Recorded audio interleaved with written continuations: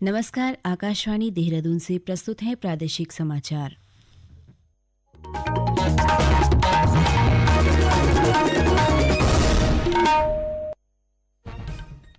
मुख्यमंत्री पुष्कर सिंह धामी ने चंपावत में 88 करोड़ रुपए से अधिक की 8 विकास योजनाओं का शिलान्यास और लोकार्पण किया। स्वास्थ्य विभाग में डॉक्टरों के 287 पदों पर भर्ती प्रक्रिया शुरू। चंपावत में स्वास्थ्य सेवाओं को बेहतर बनाने के लिए पैरामेडिकल कॉलेज की स्थापना की जाएगी और राज्य भर में भूकंप से बचाव और प्रतिक्रिया क्षमता की तैयारियों को परखने के लिए कल प्रदेश भर में मॉक ड्रिल का आयोजन किया जाएगा।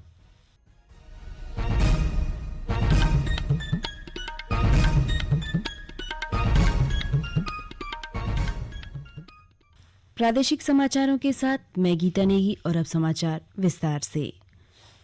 मुख्यमंत्री पुष्कर सिंह धामी ने टनकपुर में 88 करोड़ रुपए से अधिक की कुल 8 विकास योजनाओं का शिलान्यास और लोकार्पण किया। मुख्यमंत्री ने कहा कि इन परियोजनाओं से चंपावत के समग्र और संतुलित विकास को नई दिशा मिलेगी। इससे ग्रामीण आजीविका सशक्त होगी, क्षेत्र में रोजगार के अवसर बढ़ेंगे और जीवन स्तर में उल्लेखनीय सुधार होगा। अंतर्राष्ट्रीय सहकारिता वर्ष 2025 के उपलक्ष्य में आयोजित सहकारिता मेला का विधिवत शुभारंभ करते हुए मुख्यमंत्री ने कहा कि सहकारिता केवल आर्थिक व्यवस्था नहीं बल्कि आपसी सहयोग, सामाजिक समरसता और सामूहिक विकास का प्रतीक है। उन्होंने कहा कि सहकारिता आंदोलन राज्य की आर्थिक प्रगति की रीढ़ है, जिससे किसान, युवा और महिलाएं आत्मनिर्भर बन सकते हैं। उत्तराखंड चिकित्सा सेवा चयन बोर्ड ने 287 चिकित्सा अधिकारियों की सीधी भर्ती के लिए प्रक्रिया शुरू कर दी है। इन पदों के लिए 20 नवंबर से 10 दिसंबर तक ऑनलाइन आवेदन किया जाएगा। चयन बोर्ड की ओर से जारी भर्ती विज्ञप्ति में चिकित्सा अधिकारियों के इन पदों में अनारक्षित श्रेणी के कुल 141, अनुसूचित जाति के 70, अनुसूचित जनजाति 11, अन्य पिछड़ा वर्ग 38, आर्थिक रूप से कमजोर वर्ग के तहत 27 पदों पर भर्ती होगी। भर्ती के लिए न्यूनतम आयु सीमा 21 व अधिकतम 42 रखी गई है। स्वास्थ्य मंत्री डॉक्टर धन सिंह रावत ने बताया कि राज्य सरकार का उद्देश्य प्रदेश के प्रत्येक अस्पताल में बेहतर चिकित्सा सुविधाएं उपलब्ध कराना है, जिससे आम लोगों को स्थानीय स्तर पर गुणवत्तापूर्ण उपचार मिल सके। उन्होंने कहा कि चयन बोर्ड से चयन के बाद डॉक्टरों को प्रदेश के दूरस्थ अस्पतालों में प्रथम तैनाती दी जाएगी। श्री रावत ने कहा कि प्रदेश में स्वास्थ्य सेवाओं को बेहतर बनाने के लिए सरकार अस्पतालों में लगातार डॉक्टरों व पैरामेडिकल स्टाफ की तैनाती कर रही है। प्रदेश में आगामी 22 नवंबर को डीएलएड प्रवेश परीक्षा आयोजित की जाएगी। यह परीक्षा कुल 151 परीक्षा केंद्रों पर संपन्न होगी।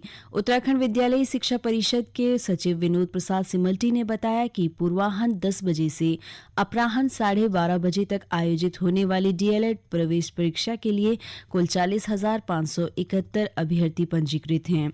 श्री सिमल्टी ने बताया कि प्रवेश पत्र प्राप्त न होने की दिशा में या प्रवेश पत्र से संबंधित किसी भी प्रकार की समस्या होने पर अभ्यर्थी अपने द्वारा चयनित प्रथम परीक्षा शहर के नोडल केंद्र में 20 व 21 नवंबर को ऑनलाइन आवेदन पत्र की प्रति, 2 फोटोयुक्त पहचान पत्र और शपथ पत्र सहित उपस्थित होकर अपना प्रवेश पत्र प्राप्त कर सकते हैं। देहरादून के महाराणा प्रताप स्पोर्ट्स कॉलेज में हो रहे अखिल भारतीय वन क्रीड़ा खेलकूद प्रतियोगिता के दूसरे दिन भी छत्तीसगढ़ का दबदबा बना रहा। प्रतियोगिता में अब तक 37 पदक जीतकर छत्तीसगढ़ पहले स्थान पर है, जबकि महाराष्ट्र ने 24 और उत्तराखंड ने 2 स्वर्ण पदक सहित अब तक 13 पदक जीते हैं। उत्तराखंड ने शूटिंग, वॉलीबॉल, बैडमिंटन सहित कई प्रतियोगिताओं में 2 स्वर्ण के साथ रजत और 4 कांस्य पदक जीते। कर्नाटक 5 स्वर्ण, 9 रजत के साथ 22 पदक जीत पदक तालिका में चौथे स्थान पर है। मध्य प्रदेश ने 5 स्वर्ण के साथ 10 पदक जीते, वहीं तमिलनाडु ने 3 स्वर्ण के साथ 10 और उत्तर प्रदेश ने 1 स्वर्ण के साथ 3 पदक हासिल किए। दिल्ली में हुए बम ब्लास्ट की घटना के बाद चंपावत जिले के बनबसा से सटी नेपाल सीमा पर सतर्कता बढ़ा दी गई है। सुरक्षा के तहत एसएसबी पुलिस के साथ पेट्रोलिंग कर रही है।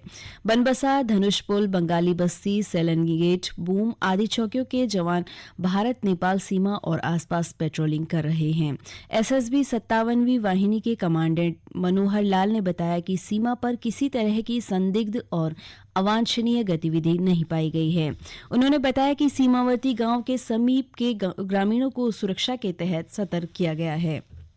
आकाशवाणी के देहरादून केंद्र से प्रसारित किए जा रहे हैं। ताजा समाचार के लिए आप हमारे सोशल मीडिया एक्स व Facebook page Akashvani news Uttarakhand को फॉलो कर सकते हैं। साथ ही ये समाचार हमारे YouTube channel Akashvani news Uttarakhand पर भी उपलब्ध हैं। मुख्यमंत्री पुष्कर सिंह धामी ने चंपावत जिले में पैरामेडिकल कॉलेज बनाने की घोषणा की है। चंपावत जिले में आयोजित एक कार्यक्रम में मुख्यमंत्री ने कहा कि जिले में पैरामेडिकल कॉलेज खुलने से जिले में चिकित्सा सेवाओं की गुणवत्ता सुदृढ़ होगी और क्षेत्र के युवाओं को स्वास्थ्य के क्षेत्र में रोजगार और प्रशिक्षण के नए अवसर प्रदान करेगा। मुख्यमंत्री ने कहा कि पैरामेडिकल कॉलेज की स्थापना से चंपावत और आसपास के जिलों को कुशल तकनीकी स्वास्थ्यकर्मी उपलब्ध होंगे, जिससे प्राथमिक और माध्यमिक स्वास्थ्य केंद्रों में सेवाओं को और प्रभावी बनाया जा सकेगा। मुख्यमंत्री ने कहा कि कॉलेज के लिए भूमि चयन और आवश्यक प्रक्रिया शीघ्र आरंभ की जाएगी। श्री धामी ने कहा कि राज्य सरकार का लक्ष्य है पहाड़ी जिलों के युवाओं को अपने ही क्षेत्र में गुणवत्तापूर्ण चिकित्सा, शिक्षा और रोजगार के अवसर प्राप्त हों। चंपावत में पैरामेडिकल कॉलेज की स्थापना इसी दिशा में एक ठोस कदम है। उत्तराखंड राज्य आपदा प्रबंधन प्राधिकरण स्थित राज्य आपातकालीन परिचालन केंद्र में भूकंप और भूकंप जनित आपदाओं से बचाव एवं भूकंप आने पर विभिन्न रेखीय विभागों की तैयारियों को परखने के लिए 15 नवंबर को मॉक ड्रिल का आयोजन किया जाएगा। मॉक ड्रिल की तैयारियों को लेकर राज्य आपदा प्रबंधन सलाहकार समिति के उपाध्यक्ष विनय कुमार रोहेला और राष्ट्रीय आपदा प्रबंधन प्राधिकरण के सदस्य डॉक्टर DK असवाल ने अधिकारियों को आवश्यक दिशा निर्देश दिए। इस दौरान डॉक्टर असवाल ने कहा कि उत्तराखंड विभिन्न प्रकार की आपदाओं को लेकर अत्यंत संवेदनशील है। ऐसे में आपदाओं का सामना करने के लिए पूर्व तैयारी, समुदायों का क्षमता विकास, निरंतर प्रशिक्षण आवश्यक है। सचिव आपदा प्रबंधन एवं पुनर्वास विनोद कुमार सुमन ने कहा कि भूकंप मॉक अभ्यास का उद्देश्य राज्य के सभी जिलों की तैयारियों का परीक्षण करना है, ताकि भूकंप जैसी आपदा की स्थिति में त्वरित और प्रभावी प्रतिक्रिया सुनिश्चित की जा सके। इस अभ्यास के तहत बांधों, टनलों, पुलों, भवनों, विद्यालयों, अस्पतालों, मॉल, स्टेडियम आदि जैसी महत्वपूर्ण अवसंरचनाओं की सुरक्षा और प्रतिक्रिया क्षमता का मूल्यांकन किया जा रहा है। मुख्यमंत्री पुष्कर सिंह धामी के निर्देश पर प्रदेशभर में नशे के खिलाफ चलाए जा रहे ड्रग्स फ्री देवभूमि मिशन 2025 अभियान के तहत उत्तराखंड पुलिस की एंटी नारकोटिक्स टास्क फोर्स और थाना नेहरू कॉलोनी पुलिस की संयुक्त टीम ने अभियान चलाकर दो नशा तस्करों को गिरफ्तार किया। तलाशी लेने पर आरोपितों के कब्जे से लगभग 123 ग्राम अवैध हेरोइन बरामद की गई है, जिसकी कीमत लगभग 36 लाख रुपए बताई जा रही है। और अब एक नजर आज के समाचार पत्रों की सुर्खियों पर। केंद्रीय गृह मंत्री अमित शाह की दिल्ली हमले को लेकर सख्त चेतावनी की खबर को सभी समाचार पत्रों ने प्रमुखता से प्रकाशित किया है। हिंदुस्तान समाचार पत्र केंद्रीय गृह मंत्री अमित शाह के हवाले से लिखता है, धमाके के दोषियों को ऐसी सजा देंगे कि दुनिया देखेगी।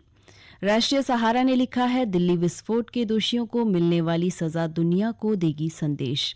नवोदय टाइम्स ने शीर्षक दिया है, तुर्की से मजबूत हो रहे तार। अमर उजाला लिखता है, 32 कारों से 4 शहरों को दहलाने की थी साजिश, जुटाए थे 26 लाख। बिहार में नई सरकार के लिए आज होने वाले वोटों की गिनती को सभी समाचार पत्रों ने प्रकाशित किया है। दैनिक जागरण लिखता है, बिहार में किसके सर सजेगा ताज, फैसला होगा आज। हिंदुस्तान समाचार पत्र लिखता है, ईवीएम में बंद 2616 उम्मीदवारों के भाग्य का फैसला आज। मुख्यमंत्री पुष्कर सिंह धामी के गढ़वाल और कुमाऊं में आध्यात्मिक आर्थिक जोन बनाने की खबर को सभी समाचार पत्रों ने प्रकाशित किया है। इसी खबर पर हिंदुस्तान समाचार पत्र ने शीर्षक दिया है, गढ़वाल और कुमाऊं में बनेंगे आध्यात्मिक आर्थिक जोन। नवोदय टाइम्स मुख्यमंत्री पुष्कर सिंह धामी के हवाले से लिखता है, उत्तराखंड में 2 आध्यात्मिक आर्थिक जोन बनाए जाएंगे।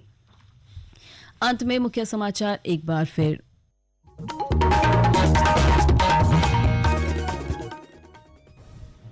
मुख्यमंत्री पुष्कर सिंह धामी ने चंपावत में 88 करोड़ रुपए से अधिक की 8 विकास योजनाओं का शिलान्यास और लोकार्पण किया। स्वास्थ्य विभाग में डॉक्टरों के 287 पदों पर भर्ती प्रक्रिया शुरू। चंपावत में स्वास्थ्य सेवाओं को बेहतर बनाने के लिए पैरामेडिकल कॉलेज की स्थापना की जाएगी। और राज्य भर में भूकंप से बचाव और प्रतिक्रिया क्षमता की तैयारियों को परखने के लिए कल प्रदेश भर में मॉक ड्रिल का आयोजन किया जाएगा। इसके साथ ही प्रादेशिक समाचारों का ये अंक समाप्त हुआ। अगला समाचार बुलेटिन पूर्वाह्न 10:30 बजे प्रसारित किया जाएगा। नमस्कार।